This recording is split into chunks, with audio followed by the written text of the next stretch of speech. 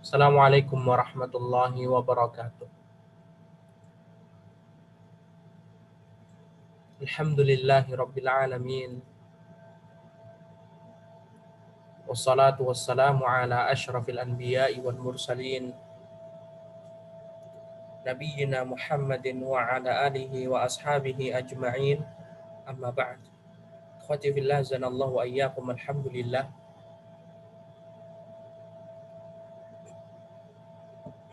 Kita bertemu kembali di kajian Ar-Rahiqul Makhtum karya Syekh Sofi Rahman Al-Mubarakfuri rahimahullah. Dan kita terakhir sampai pembahasan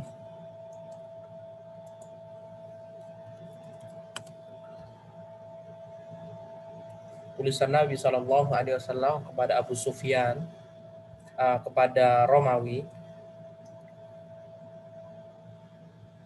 dan kita sampai pembahasan perkataan atau dialog antara Kaisar Romawi dengan Abu Sufyan.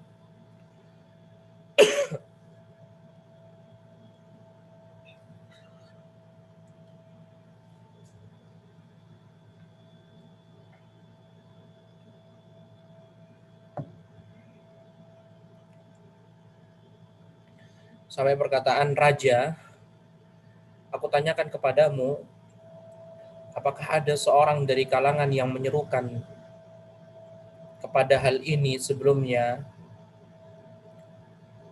Maka kamu menjawab, "Belum pernah." Maka Abu Sufyan mengatakan seperti itu, belum pernah. Kemudian kata raja, "Kenapa sih aku nanya seperti itu?" Ibarat kata ini tuh jawaban, alasan. Jadi kan sebelumnya kan dialog dulu. Abu Sufyan ditanya sama raja, Kaisar Heraklius ditanya. Abu Sufyan jawab. Nah, baru terakhir ini baru bertanya, memberikan alasan. Kenapa sih begitu. Kataku, bila ada orang yang pernah menyeru kepada hal ini sebelumnya, aku akan berkata, ia cuma mengikuti perkataan yang pernah diucapkan sebelumnya. Hikmah yang begitu besar di sini adalah Heraklius itu atau raja ini pintar, cerdas. Tapi kecerdasannya tidak mau dia gunakan kepada jalan yang benar. Dia sudah mengetahui kebenaran, tapi dia nggak mau masuk Islam. Lantaran jabatan yang dia miliki sama petinggi-petingginya nggak mau masuk Islam. Dia nggak berani mengambil sikap seperti Najasyi. Najasyi hanya beliaulah yang masuk Islam. Adapun petinggi-petingginya, menteri-menterinya nggak mau masuk Islam. Nah, dan mungkin dia juga bakalan berpikir, kalau Heraklius masuk Islam, maka bagaimana kekuatan Romawi, Kristen yang di situ, Nasrani, kan besar banget kan itu.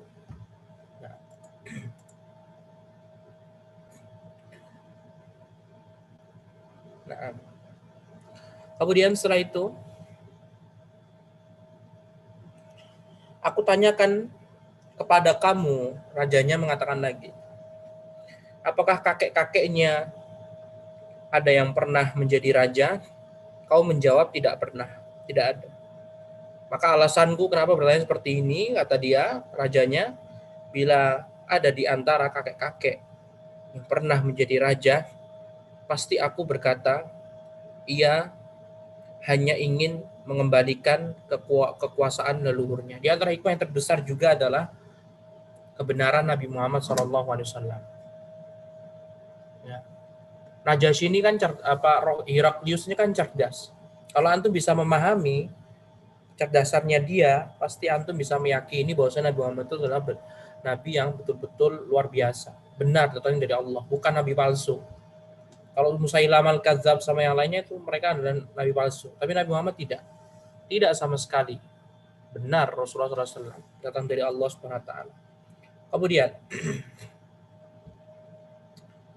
bila ada di antara kakek-kakeknya yang pernah menjadi raja, pasti aku akan katakan, ia hanya ingin mengembalikan kekuasaan leluhurnya.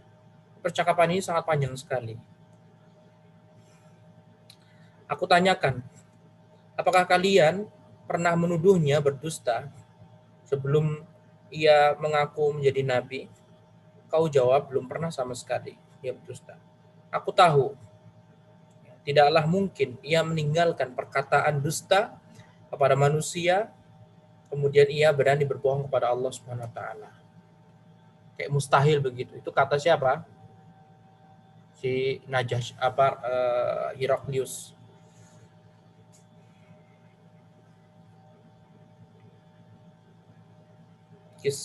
Persia. Bukan Persia.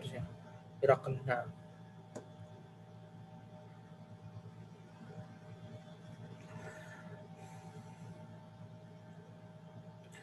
Aku tanyakan kepadamu, pemuka-pemuka masyarakat yang menjadi pengikutnya, ataukah orang-orang lemah di antara kamu?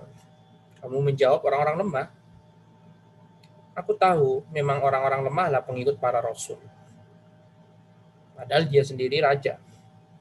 Secara tidak langsung dia mengingkari perkataan dia sendiri. Aku tanyakan, apakah ada seorang yang murtad karena benci kepada agamanya, agama Nabi Muhammad SAW? Yaitu dia menjawab, tidak ada sama sekali. Ini perlakuan Abu Sufyan. Pernyataan Abu Sufyan. Dia mengatakan nggak ada dari sahabat Nabi yang murtad. Sama sekali, padahal sudah disiksa sedemikian beratnya. Nampaknya Abu Sufyan tidak mengingat kejadian Isra Mi'raj. Kejadian Isra Mi'raj itu kejadian yang sangat luar biasa dahsyatnya. Sampai beberapa sahabat atau beberapa orang muslim itu murtad, keluar dari agama Islam. Tapi mungkin yang dimaksud Abu Sufyan ini bukan orang-orang biasa, tapi orang-orang yang dekat sama dia. Ada nggak yang murtad gitu? Maksudnya Abu Bakar, Umar, nggak ada sama sekali. Tapi kalau misalkan orang awam ya adalah, ada. Dan antum tahu sendiri kan, saya seperti orang-orang munafik ngaku Islam, ya dikategorikan dia murtad, keluar dari agama Islam. Orang munafik. Aku tanyakan kepadamu, itu tadi, aku menjawab,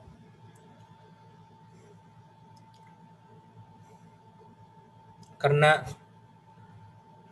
begitulah halnya perkara iman ketika telah bercampur pesonanya dengan hati. Nah, pinter sih, tapi sayang tidak masuk Islam.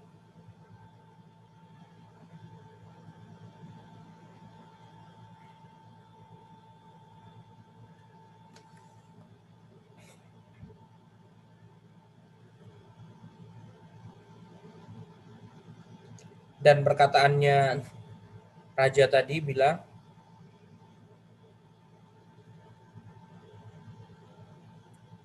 iman kalau sudah merancap ke dalam hati, berarti yang dimaksud bukan sembarangan orang yang masuk Islam. Kalau orang baru masuk Islam, bisa ada kemungkinan murtad. Dan Abu Sufyan pun juga menyaksikan beberapa orang yang pertama kali masuk Islam, mereka murtad. Karena keimanan mereka belum masuk ke dalam hati mereka. Gitu.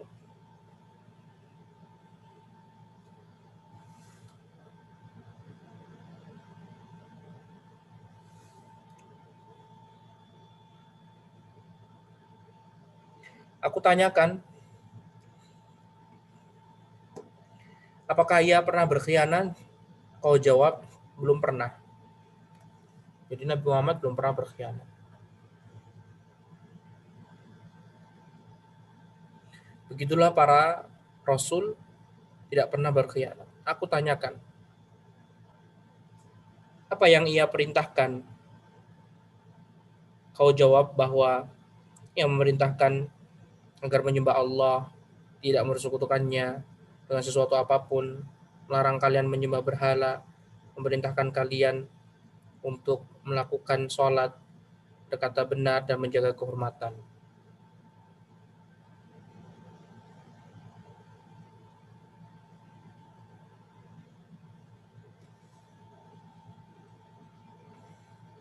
Jika apa yang telah kau katakan itu adalah benar, maka ia akan dapat memiliki tempat kedua kakiku berdiri ini.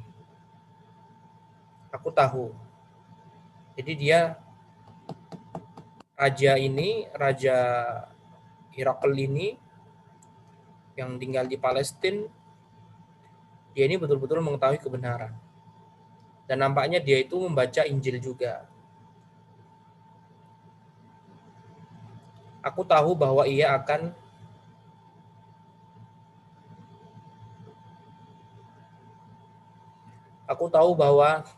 diutus. Aku tidak menyangka ternyata ia dari bangsa kalian. Shock semuanya. Sama seperti Kipti, Muqawqis yang dia nggak masuk Islam. Karena dia ngiranya Nabi yang diberitahukan kepada Nabi Isa itu adalah Nabi yang akan muncul dari Romawi, dari Palestina, bukan dari Arab gitu. Kok ini tiba-tiba datang dari Arab gitu. Aku tidak menyangka ternyata ia dari bangsa kalian, bangsa Arab. Bukan dari keturunan Yakub dan Ishak.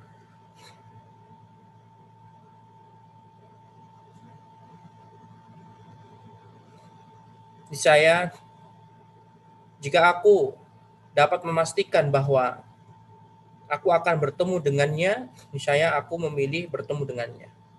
Jika aku ada di sisinya, pasti aku cuci kedua kakinya. Lalu sebagai bentuk penghormatan. Itu yang dikatakan dia. Tapi sayangnya apa? Kemudian ia meminta diambilkan surat Rasulullah SAW lalu dibacanya.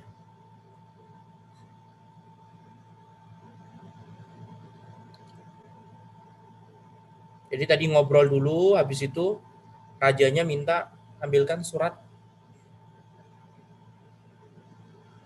baru dibacakan. Setelah selesai dari membaca surat, ramailah suara-suara di samping sang raja dan semakin gaduh. Pokoknya nggak mau, ibarat kata seperti itu. Kami pun diperintahkan untuk keluar, silahkan keluar. Ada yang bilang nggak mau, mungkin juga kok seperti ini, pokoknya betul-betul shock orang-orang Romawi. Dan ingat, yang di Palestina itu dia puncaknya kerajaan Romawi besar. Bahkan Najasyi pun kalah di bawah kendalinya Heraklius ini tadi. Bahkan yang Muqawqis juga di bawah kendalinya Heraklius. Muqawqis tadi. Nah,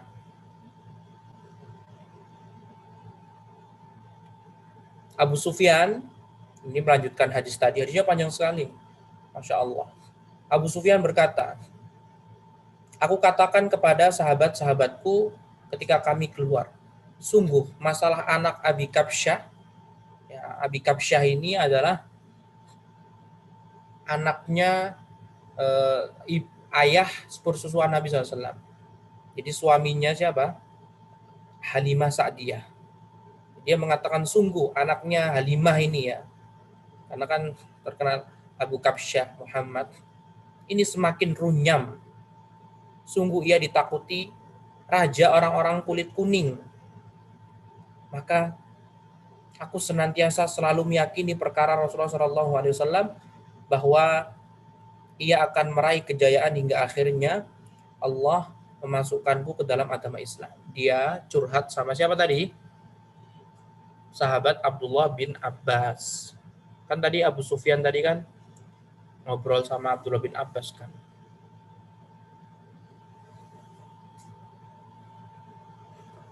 Dah selesai. Inilah yang dilihat Abu Sufyan dari pengaruh surat ini atas diri Kaisar Romawi. Di antara kesan surat itu padanya adalah bahwa ia menghadiahi sejumlah uang dan pakaian kepada Dihyah bin Khalifah Al-Kalbi, pembawa surat Rasulullah SAW. Menghadiahi sejumlah uang dan pakaian. Karena kan perjalanannya juga lama kan. Ya. 1 bulan pergi, 1 bulan pulang dari Palestina menuju Mekah. Berarti tinggal dipotong saja sekitar 20 harian dari Palestina ke Madinah. Ketika Dihyah dalam perjalanan pulangnya sampai di Husma, ia bertemu dengan orang-orang dari kabilah Juzam, orang Arab tapi dari keturunan Ya'rib bin Yasjub. Juzam. Mereka merampok semua yang ada padanya. Sesampainya di Madinah, sebelum masuk rumahnya, ia langsung menemui Rasulullah SAW dan menceritakan kejadian tersebut. Rasulullah diberikan hadiah seperti ini, tapi dirampok. Lalu Rasulullah SAW pun mengutus Zaid bin Harithah dengan 500 pasukan ke Husma, suatu tempat di balik Wadil Qura. Zaid pun melancarkan serangan kepada kabilah Juzam. Ia bertempur dengan sangat cepat. Ya, kemudian ia berhasil menggiring hewan ternak dan istri-istri bangsa Juzam. Ada sekitar 1.000 ekor unta dan 5.000 kambing yang berhasil diambil. Sedangkan para tawanan berjumlah 100 orang terdiri dari para wanita dan anak-anak. Ketika itu terjalin antara Nabi SAW dengan kabilah Juzam perdamaian. Maka Zaid bin Rifa'ah al-Juzami, salah seorang pemimpin kabilah Juzam ini, cepat-cepat mengajukan protes kepada Nabi SAW. Ia dan beberapa orang dari kaumnya memang telah masuk Islam dan menolong Dihyah ketika ia dirampok. Nabi SAW pun menerima protesnya dan memerintahkannya agar harta rampasan dan para tawanan dikembalikan kepadanya. Udah, balikan. Mayoritas ahli sejarah menyebutkan bahwa perang ini terjadi sebelum perang Hudaybiyah. Ini jelas-jelas salah dan keliru kata penulis. Bukan sebelum Hudaybiyah. Nah, karena pengiriman surat kepada Kaisar Romawi ini terjadi setelah Hudaybiyah. Ya, karena itulah Ibnu Qayyim berkata dengan tanpa keraguan pertempuran ini terjadi setelah perjanjian Hudaybiyah. Dan sayang sekali Syekh tidak menyebutkan apakah Romawi ini Heraklius dia masuk Islam apakah tidak. Tidak disebutkan kan? Padahal Najasyi disebutkan dia masuk Islam, kemudian yang kedua Muqawqis juga disebutkan dia tidak masuk Islam. Kemudian Kisra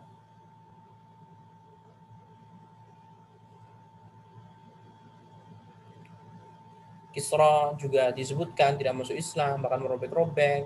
Tapi giliran Heraklius tidak disebutkan. Tidak tahu apakah lupa atau memang gimana.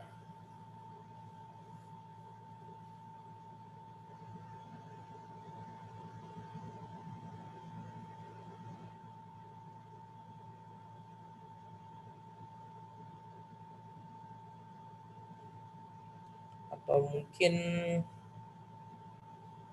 ya nggak disebutin. Intinya dia memang kalau di buku lain Heraklius tidak masuk Islam. Kemudian yang berikutnya Rasulullah mengutus Munzir bin Sawa. Munzir bin Sawa ke Bahrain. Nggak ada di sini daftarnya. Surat kepada bukan Munzir bin Sawa tapi bukan sahabat Nabi tapi surat untuk Al-Munzir bin Sawa. Rasulullah SAW menulis surat kepada Al-Munzir bin Sawa, penguasa Bahrain, berisikan ajakan tentang menurut Islam. Beliau mengutus Al-Ala bin Al-Hadrami. Al-Ala bin Al-Hadrami.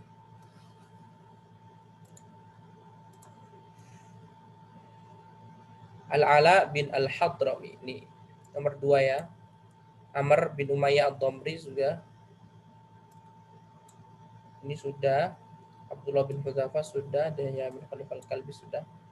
Nah, Al-Ala bin Hadrami ke Bahrain. Bahrain itu mana? Ini loh Bahrain. Disitulah Bahrain.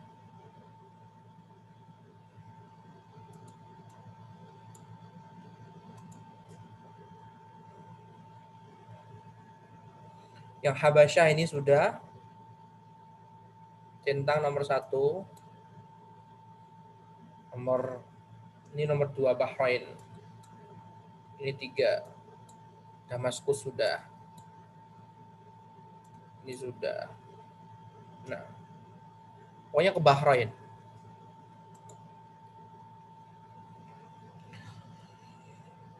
Berisikan untuk mengajak masuk Islam.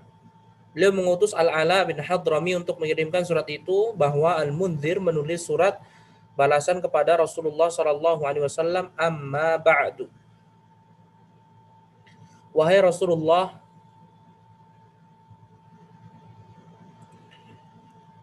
sungguh telah saya bacakan suratmu kepada penduduk Bahrain.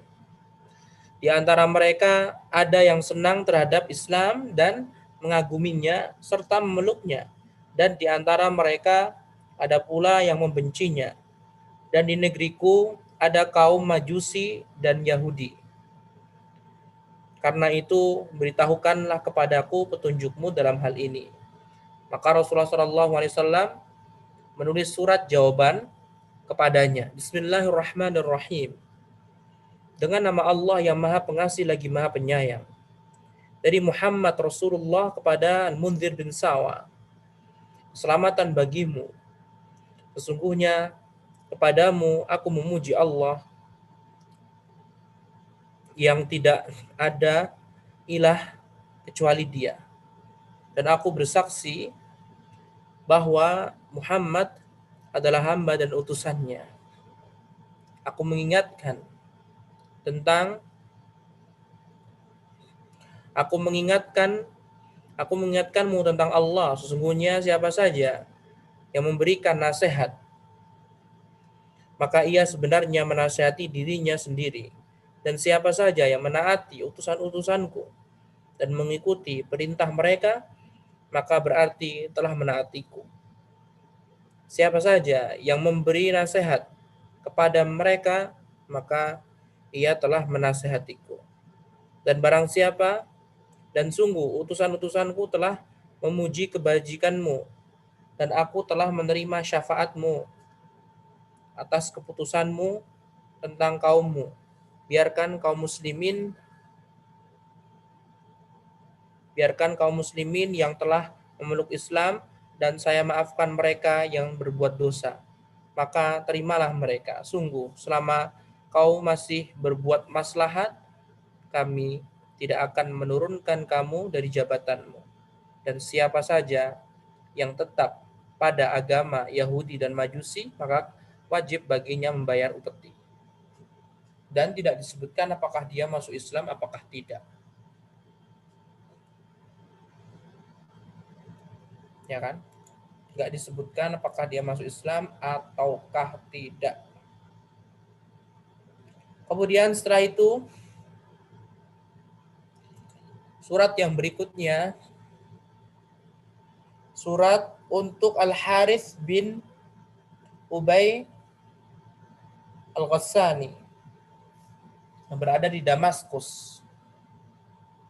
Seorang raja, tapi masih di bawahnya Heraklius ya. Di bawahnya Kaisar Romawi. Tapi dia di Damaskus. Damaskus sama Palestina beda loh ya. Kalau Heraklius tadi ada di Palestina. Kalau ini Al-Harith bin Abi Syamr Al-Ghassani, dia di Damaskus.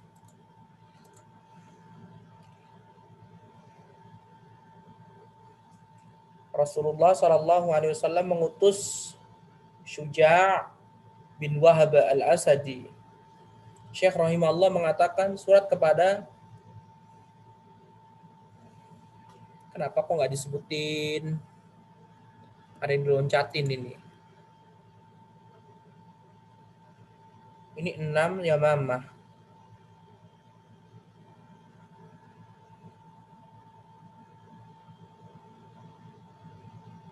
Tidak rapih.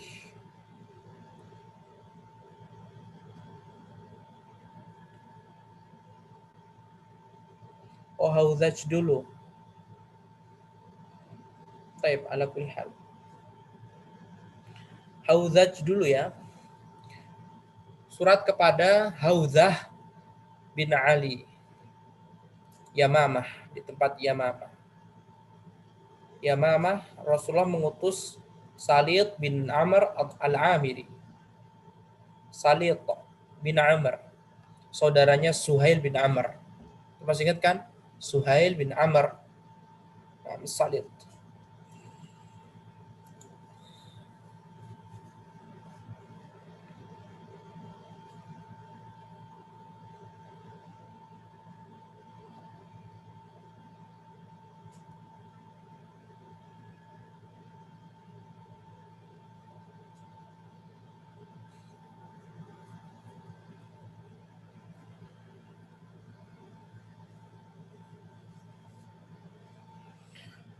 Sebab Rasulullah Shallallahu Alaihi Wasallam menulis surat kepada Hauzah bin Ali, penguasa Yamamah.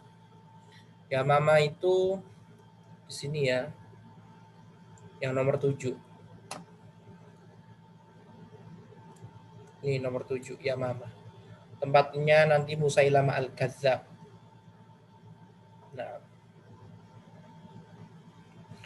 Bismillahirrahmanirrahim.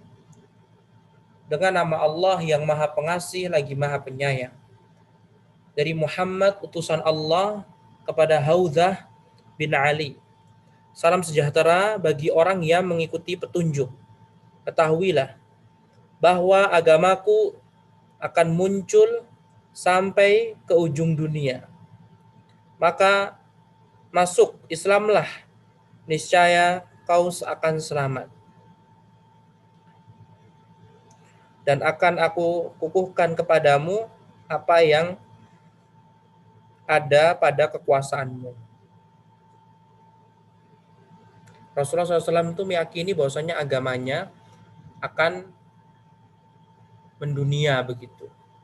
Akan dimenangkan oleh Allah SWT. Dan kalau kita perhatikan ini menunjukkan Rasulullah itu kasih sayang sebenarnya. Rasulullah itu betul-betul kasih sayang kepada para raja. Ibarat kata, kamu harus masuk Islam sekarang. Daripada menyesal, kamu gak masuk Islam, terus orang-orang setelahmu masuk Islam. Kamu masuk neraka, orang-orang setelahmu, rakyat biasa masuk surga. Jangan seperti itu, jangan menyesal. Jadi Rasulullah SAW betul-betul, kalau antum perhatikan surat beliau, itu kayak kasih sayang sekali sama para raja, begitu.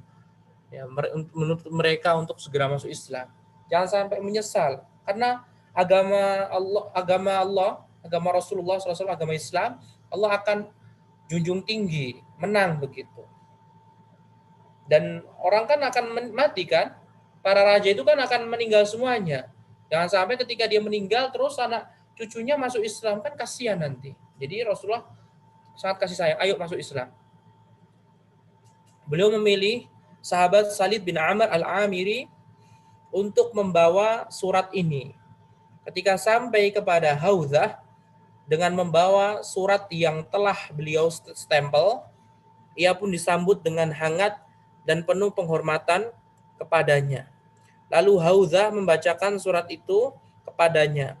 Kemudian ia menolak dengan tulus dan menulis surat balasan kepada Nabi Muhammad SAW yang isinya, alangkah baik dan indah yang engkau serukan. Bangsa Arab memang menghormati kedudukanku.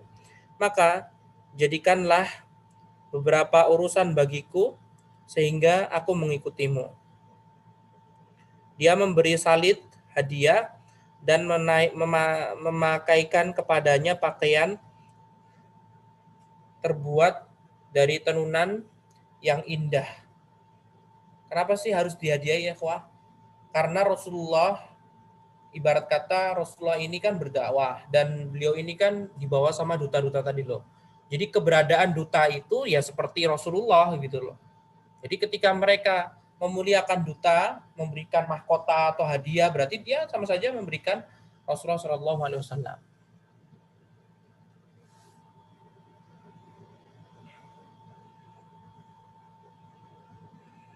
Kemudian semuanya ia berikan kepada Nabi Shallallahu Alaihi Wasallam seraya menceritakan hal itu. Rasulullah Shallallahu Alaihi Wasallam membaca suratnya, kemudian berkata, seandainya ia meminta sejengkal tanah pun tidak akan aku berikan. Binasalah apa yang ada di tangannya. Ketika Rasulullah Shallallahu Alaihi Wasallam selesai menaklukkan kota Mekah, datang Jibril memberitahu bahwa Hamzah telah meninggal. Rasulullah Shallallahu Alaihi Wasallam pun bersabda, sungguh akan muncul dari Yamamah seorang pembohong yang mengaku dirinya Nabi, yang akan terbunuh setelah aku tiada.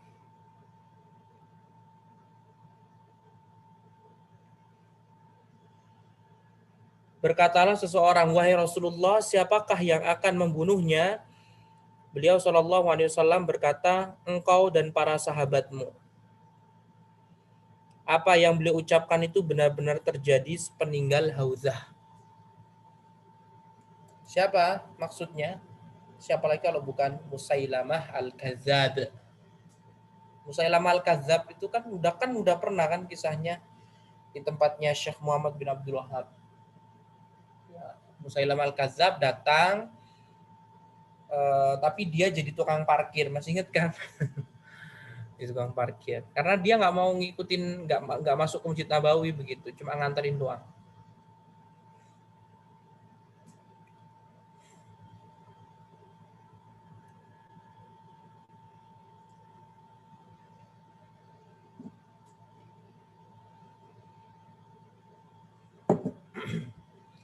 Kemudian setelah itu surat yang ke-7 kepada Al-Harith bin Abi Syamr Al-Ghassani, sahibu Dimashq, yang ada di Damaskus, Ghassasin.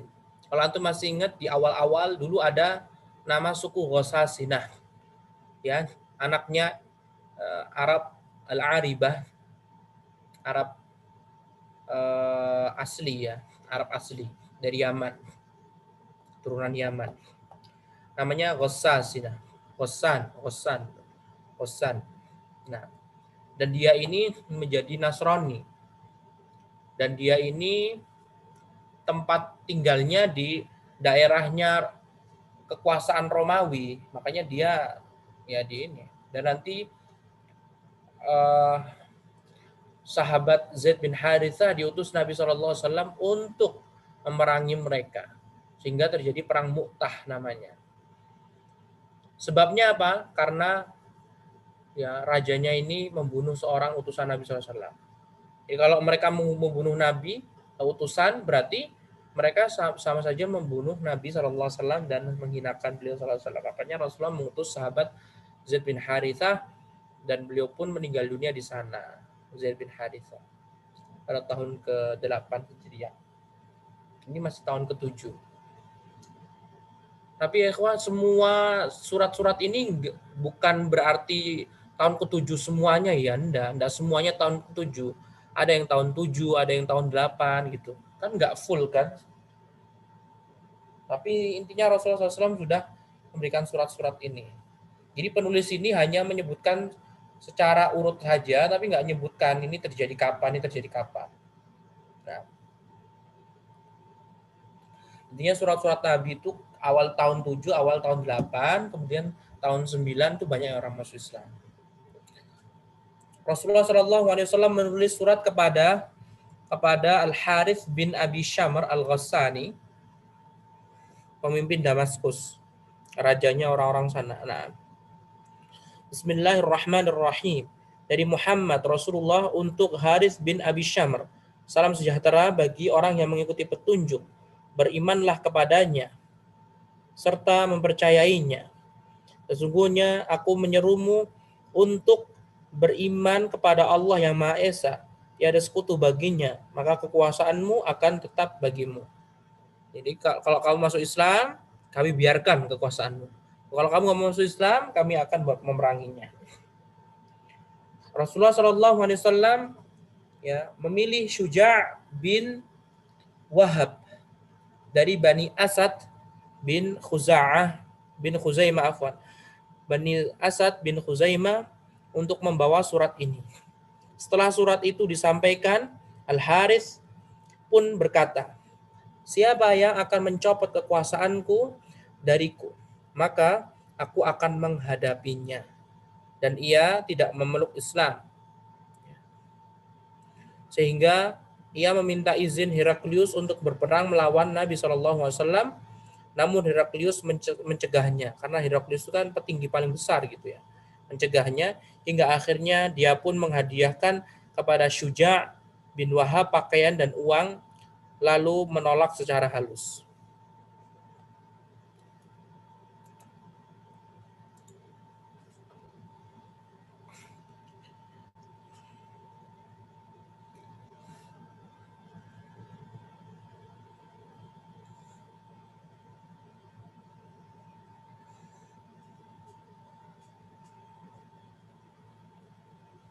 Kemudian setelah itu siapa lagi?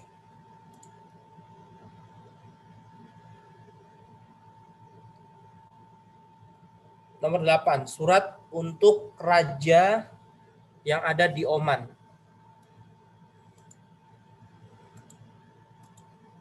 Nih, yang ujung sini loh. Jauh banget kan, ini nggak tahu perjalanannya, mungkin 1 bulan lebih, mungkin. Lagi dari Madinah loh. Jauh sekali. Ke Oman. Kira-kira sahabat siapa ini yang diutus?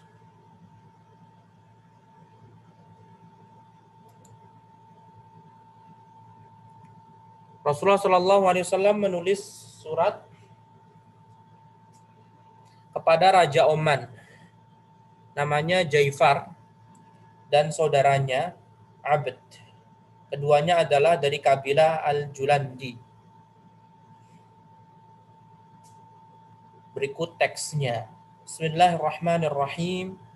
Dari Muhammad bin Abdullah kepada Ja'far dan Abd Bani Junaid.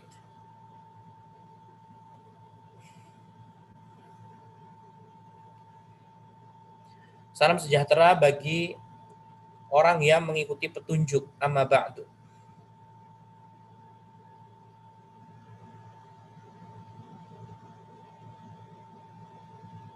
Sesungguhnya aku menyeru kalian berdua kepada Islam.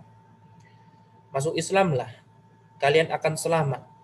Sesungguhnya aku adalah utusan Allah kepada segenap manusia untuk memberikan peringatan kepada yang hidup dan supaya pastilah ketetapan azab terhadap orang-orang kafir.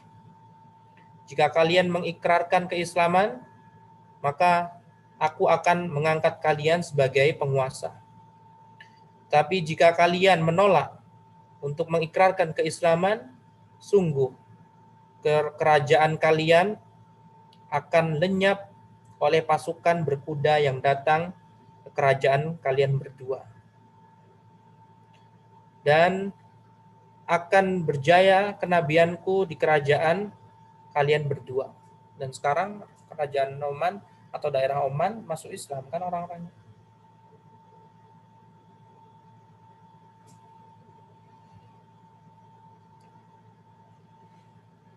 Rasulullah SAW mengutus sahabat Amr bin Al-As. Nah, kalau kayak gini bingung juga.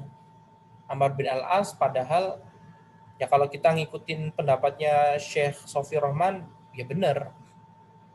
Karena Syekh Sofi Rahman berpendapat Amr bin Al-As, Khalid bin Walid, dia masuk Islam pada tahun ke-7. Kalau tempatnya Syekh siapa ini? Syekh Musa bin Rashid Al-Azmi yang Taghridat, Amr bin Al-As masuk Islam pada tahun ke-8. Yang benar mana? Kalau betul ini suratnya ini, kan suratnya kan kalau nggak tahun 7, tahun 8 kan. Sedangkan Syekh Musa bin Rashid Al-Azimi beliau mengatakan Rasulullah mengutusnya tahun 7 kalau nggak tahun 8. Kemungkinan besar setelah masuk Islam.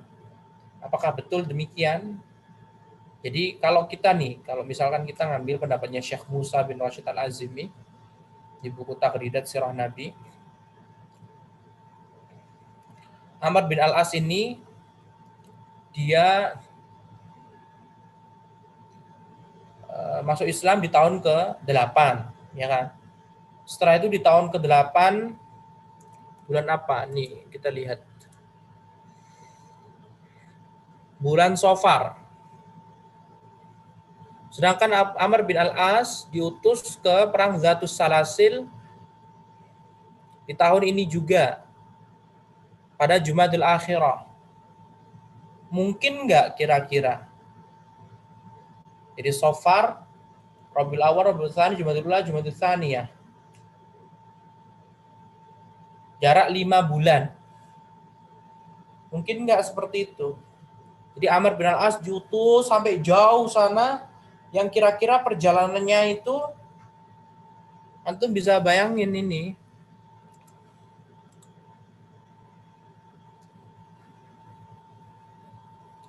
Perjalanan dari Madinah ke Palestina itu aja sekitar 20 hari.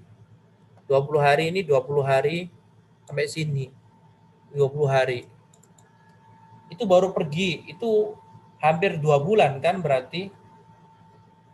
Baliknya lagi 2 bulan, gimana? Mana yang benar? Kapan masuk Islamnya Khalid bin Walid, Amr bin Al-As, dan Utsman bin Talha? Kalau Syekh Musa mengatakan masuk Islamnya di tahun ke-8 Hijriah.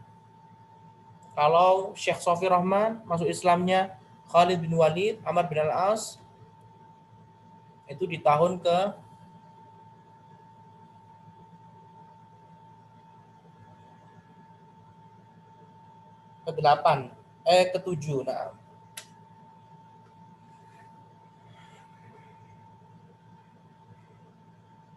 ya intinya gitu kalau antum paham. Begitulah beliau SAW memilih Amr bin Al-As untuk membawa surat ini.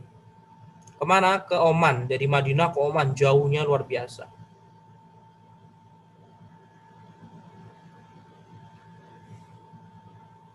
Tapi kalaupun betul-betul ini ya, kuat saja ya sahabat Ammar bin Al-As.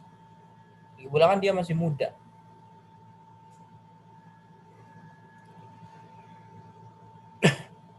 Mungkin pakai kuda berapa hari gitu. 1 bulan, pulang pergi 2 bulan. Maka rajanya berkata, aku pun pergi hingga bukan rajanya. Amr bin Al-As pun menceritakan, aku pun pergi hingga sampai ke Oman, pergi sampai jauh sana. Ketika aku datang, aku langsung menuju Abad di antara kakak beradik itu. Dialah yang lebih lembut dan yang lebih baik akhlaknya, Abdun tadi. Aku berkata, Amr bin Al-As mengatakan, menceritakan, sesungguhnya aku adalah utusan Rasulullah kepadamu dan kakakmu, Nabi Muhammad maksudnya. Ia berkata, saudaraku lebih tua dariku. Jadi siapa tadi? Kakaknya.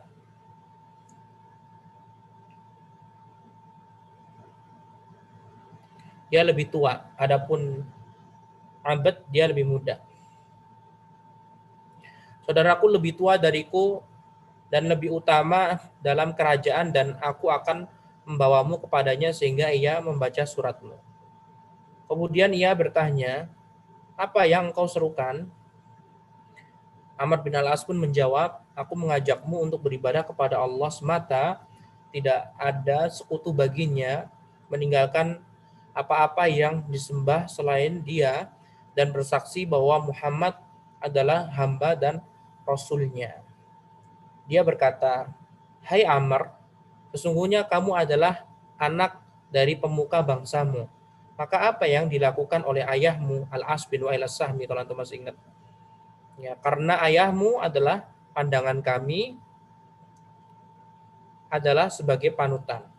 Aku berkata, dia meninggal dalam keadaan tidak beriman kepada Muhammad SAW. Dan sungguh, aku berharap andai dia masuk Islam dan membenarkan kenabiannya. Aku dulu juga mengikuti seperti pendapatnya, hingga Allah memberikanku hidayah untuk memeluk Islam. Ia pun berkata, kapan masuk Islam? Kapan kamu masuk Islam, wahai Amr? Ya. Amr menjawab, belum lama ini kok, jadi baru-baru begitu.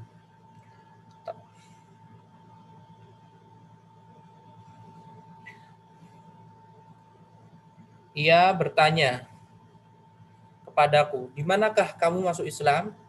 Aku menjawab, ketika aku bersama Najasyi, kemudian aku kabarkan kepadanya bahwa Najasyi telah masuk Islam. Nah, Amr menjawab, ketika aku bersama Najasyi, kemudian aku kabarkan kepadanya bahwa Najasyi telah masuk Islam. Tadi diceritakan. Tapi kalau yang kita perhatikan ini, Amr bin Al-As ini kan tadi menceritakan Najasyi dia juga masuk Islam loh, ibarat kata gitu. Sedangkan Najasyi kita udah tahu, Rasulullah mengutus di tahun ke-6. Jadi bisa kemungkinan memang Amr bin Al-As ini masuk Islamnya tahun ke-7 atau tahun ke-8 juga.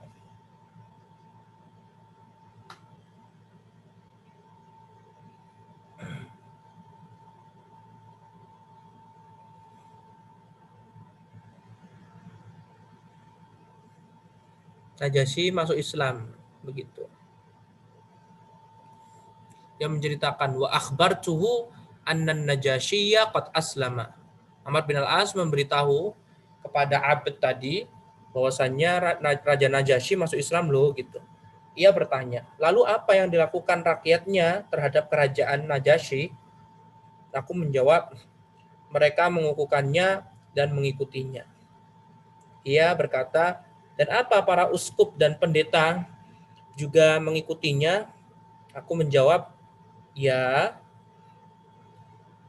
Ia berkata, wahai Ammar, hati-hatilah dengan apa yang kamu katakan. Sesungguhnya tidak ada tabiat yang lebih buruk daripada berdusta. Aku menjawab, aku tidak berdusta dan aku tidak dibolehkan dan itu tidak diperbolehkan dalam agama kami. Kemudian dia berkata, aku tidak yakin kalau Heraklius mengetahui keislaman Najasyi gitu. Karena Najasyi ini kan bawahannya Heraklius kan. Aku berkata, iya, tidak benar. Dia tidak mengetahuinya, kata Amr bin Al-As. Ia bertanya, jadi dengan apa kamu mengetahui hal itu? Aku menjawab, dulu Najasyi membayar upeti kepadanya. Dan tatkala ia masuk Islam dan membenarkan kenabian Muhammad SAW, ya, ia berkata, tidak demi Allah, seandainya dia meminta dariku 1 dirham, tidak ada yang tidak akan aku berikan. Dan sampailah perkataan itu kepada Heraklius, lalu berkatalah Niak saudaranya, apakah akan kamu biarkan hambamu tidak mengeluarkan upeti dan memeluk agama baru selain agamamu? Heraklius menjawab, dia menginginkan suatu agama. Kemudian ia memilihnya untuk dirinya. Maka apa yang bisa aku perbuat? Demi Allah, kalaulah tidak karena sayang pada kerajaanku, pasti aku berbuat seperti yang Najasyi perbuat. Dia berkata, hati-hati wahai Ammar dengan apa yang engkau katakan. Aku menjawab, demi Allah, aku berkata benar kepadamu. Abd berkata,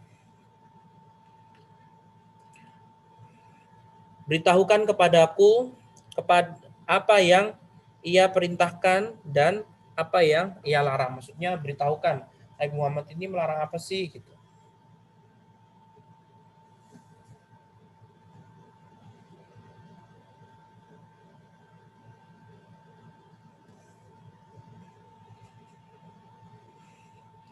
Maka Amr bin Al-As pun menjawab, ia memerintahkan untuk taat kepada Allah dan melarang berbuat maksiat. Menyuruh kepada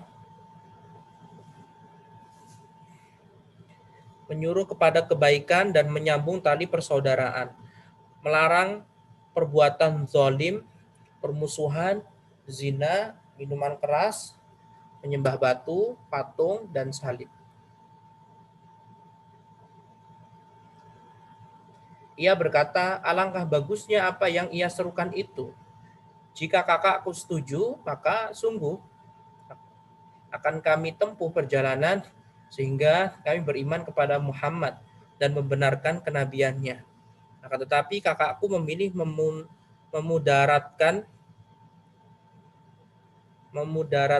kerajaannya karena tidak mau masuk Islam daripada membiarkannya dan menjadi kerajaan bagian. Aku berkata, sungguh jika ia memeluk Islam, Rasulullah SAW akan menjadikannya raja atas bangsanya. Lalu ia dapat mengambil zakat dari orang-orang kaya untuk diberikannya kepada orang-orang miskin di negaranya gitu. Ia berkata, sungguh ini adalah akhlak yang sangat mulia. Apa itu zakat? Katanya.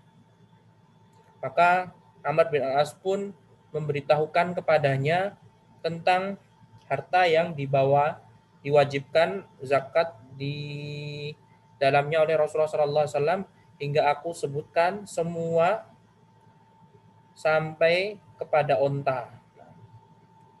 Dia berkata, hai Amr, apakah zakat itu diambil dari hewan gembalaan yang digembala di padang rumput dan mendatangi sumber air? Aku menjawab, iya. Kok malah panjang banget ini kisahnya? Ia berkata, demi Allah, aku tidak yakin rakyatku dapat mematuhi zakat ini dalam kejauhan rumahnya dan banyaknya jumlah mereka.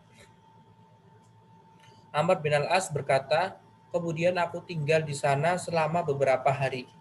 Sedang dia menemui kakaknya dan memberitahukannya semua perbincangannya denganku.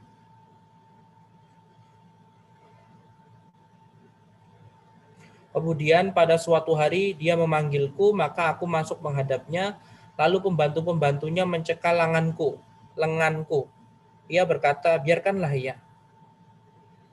Aku dilepaskan lalu pergi untuk duduk. Tetapi mereka menolak membiarkanku duduk. Aku dilepaskan lalu pergi untuk duduk. Lalu mereka menolak membiarkanku duduk. Aku lalu melihat kepadanya. Dia berkata, katakan apa yang kau inginkan. Maka aku berikan kepadanya surat yang disegel. Ia buka segelnya dan ia baca hingga selesai.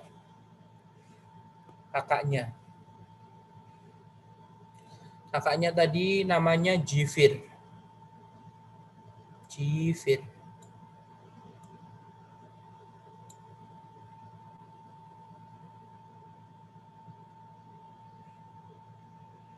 Ia membuka segelnya dan ia baca hingga selesai. Kemudian ia berikan kepada adiknya dan adiknya pun membaca seperti kakaknya.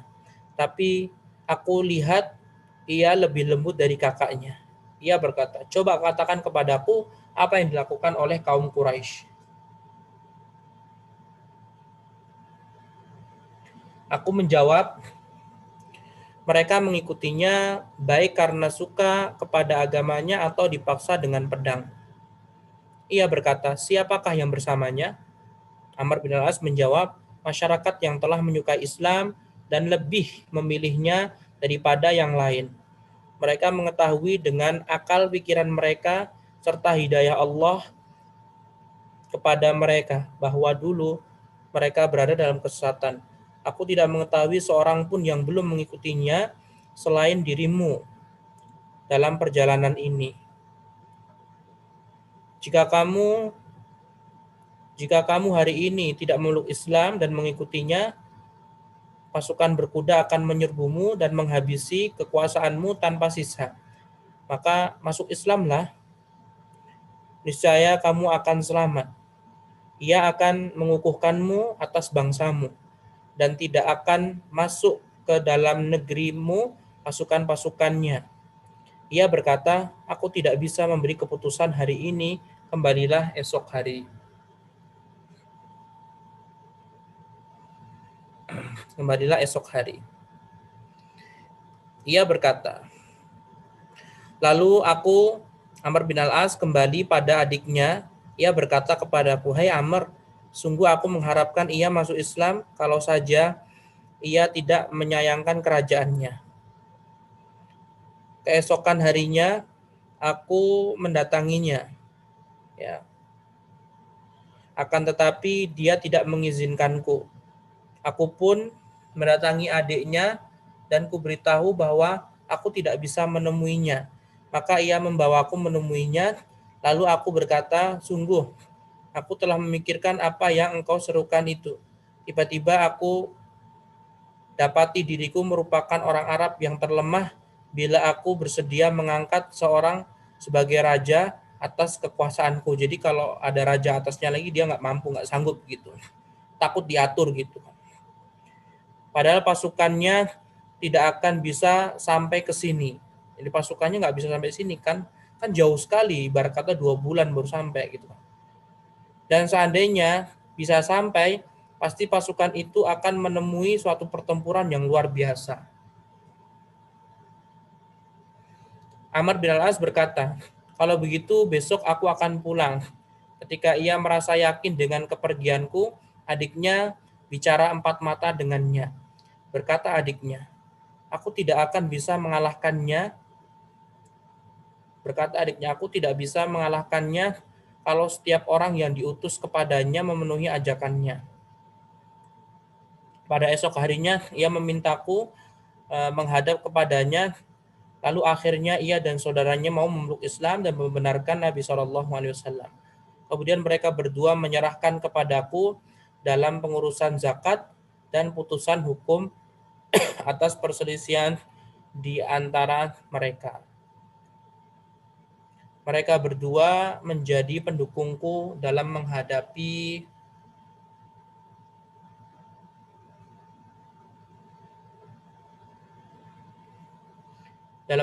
orang-orang yang tidak mau mematuhiku. Alur cerita ini menunjukkan bahwa pengiriman surat kepada mereka berdua agak terlambat dibanding surat-surat pada raja-raja yang lain.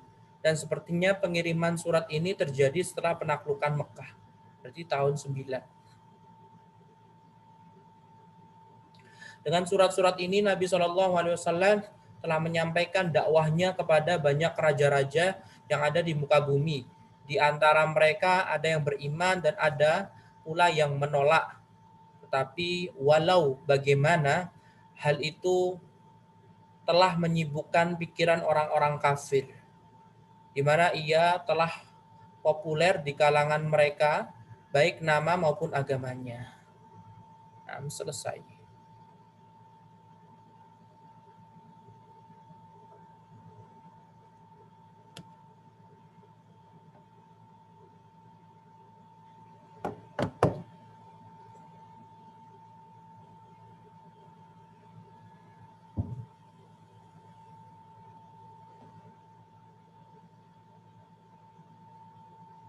Wallahu taala alam wa billahi taufiq wa sallallahu wasallam ala nabiyyina Muhammad wa ala alihi wa sahbihi wa sallama tasliman katsira.